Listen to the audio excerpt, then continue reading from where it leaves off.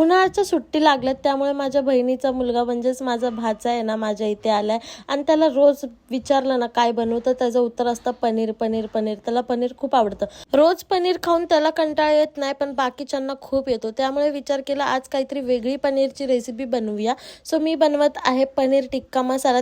त्यासाठी एका बाउलमध्ये आधी आहे ना खूप सारी दही घ्यायची. मग त्यात मी बेसन ऍड केले 2 चमचे.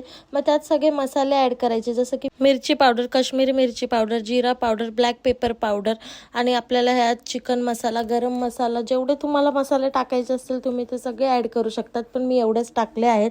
आणि थोडीशी कसुरी मेथी हाताने चोळून ऍड करायची आहे. त्याला मस्त मिक्स करून घ्यायचं आपल्याला. त्यानंतर मी त्यात थोडंसं ऑइल ऍड केलं आणि त्याला साईडला ठेवलं. त्यानंतर मी घेतलं कांदा कापायला. सो कांदा मस्त कापून घ्यायचा आपल्याला टिक्क्याच्या हिशोबाने आणि थोडी शिमला मिरची ऍड केली. मी शिमला मिरचीचा फ्लेवर ना असा या रेसिपीत येतो ना की त्यामुळेच ही रेसिपी एकदम युनिक वाटते आणि टेस्ट ही एकदम युनिक वाटते.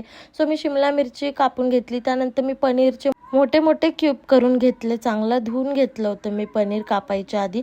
त्यानंतर हे कट झाल्यावरती आपलं जे आपण बनवलं होतं मॅरिनेशन त्यात हे ऍड करायचं आहे सर्व आणि चांगलं मॅरिनेट करायचं आहे सगळीकडून.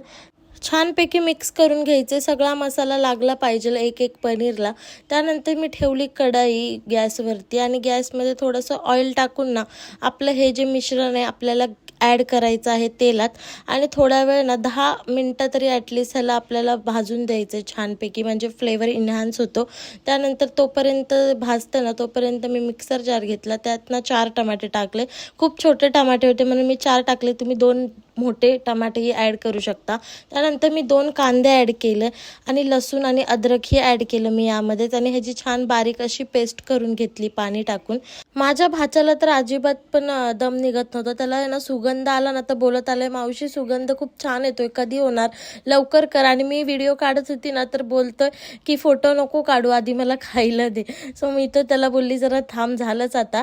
त्यानंतर मी आहे ना प्युरी बनवून घेतली आणि कढई ठेवली दुसरी. तेल टाकलं, जिरा ॲड केलं आणि त्यात जी आपण पेस्ट केली होती ना कांदा टमाटा लसूण आणि अद्रकची ती मी त्यात ॲड केली. त्यानंतर मी चांगलं भाजल्यावरती मीठ ॲड केलं, धना पावडर आणि थोडीशी काश्मीरी मिरची पावडर ॲड केली म्हणजे कलर छान यायला.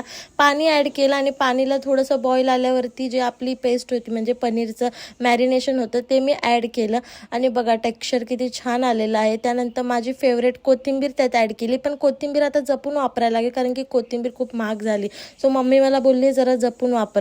त्यानंतर मी फ्रेश क्रीम ॲड केली आणि बघा किती सुंदर दिसते आणि मी आहे ना हे सात्विकला खायला दिला आणि त्याला तर खूप आवडलं. आता तो मला बोलतो मावशी मला रोज असंच पाहिजे. व्हिडिओ आवडला असेल तर लाईक कमेंट नक्की करा. Bye bye.